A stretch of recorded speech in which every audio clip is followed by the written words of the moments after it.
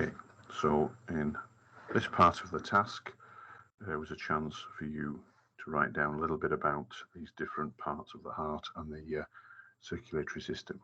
So the superior vena cava is a vein bringing deoxygenated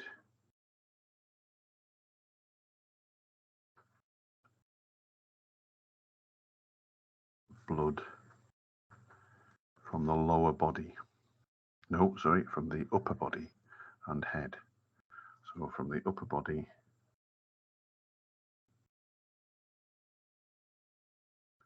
and head. We know that because superior tells us it's the upper part of the body. Vena is a vein, and the vena cava are the ones that link directly to the heart. Okay, so the right atrium is where the vena cava empties into the heart. Okay, so this receives blood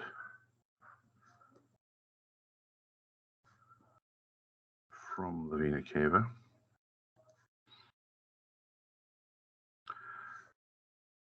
The tricuspid valve, okay, is between the right atrium and the right ventricle and prevents blood flowing in the wrong direction. Okay, so prevents blood flowing back into the right atrium from the right ventricle.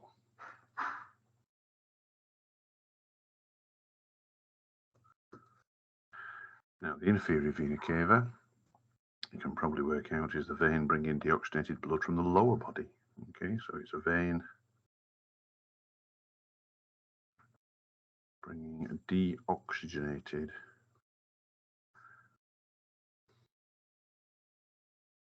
blood from the lower body. So the inferior simply means lower down the body. The right ventricle, this pumps blood, and that is still deoxygenated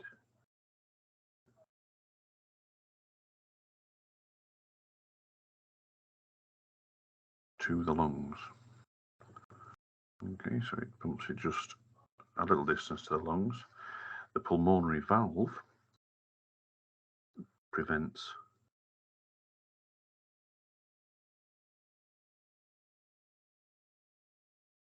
blood flowing back into the right ventricle.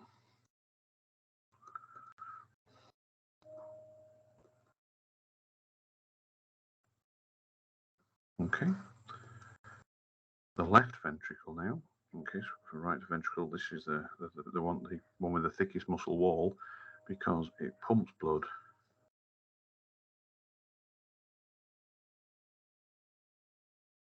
to the body, or to the rest of the body.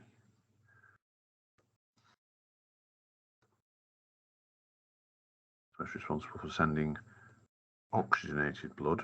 Okay, so perhaps I should have written that there. So this is oxygenated blood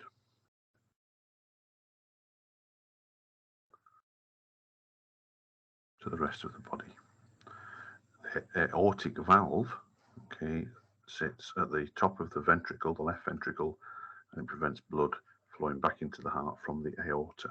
Okay, so it prevents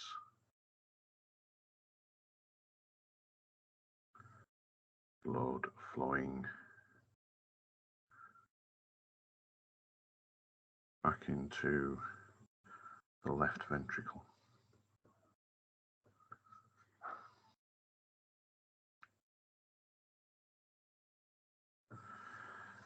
And the bicuspid valve, much like the tricuspid valve, is between the left atrium and the left ventricle. Okay, so sits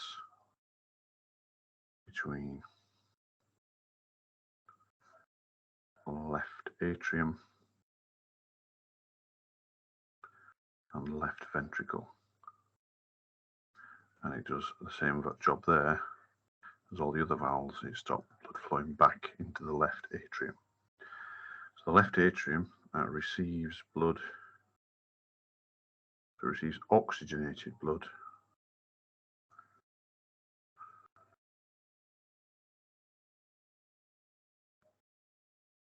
from the pulmonary vein,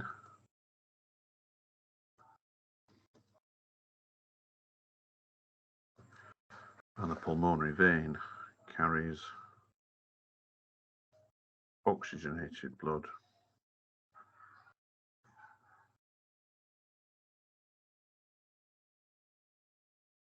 from the lungs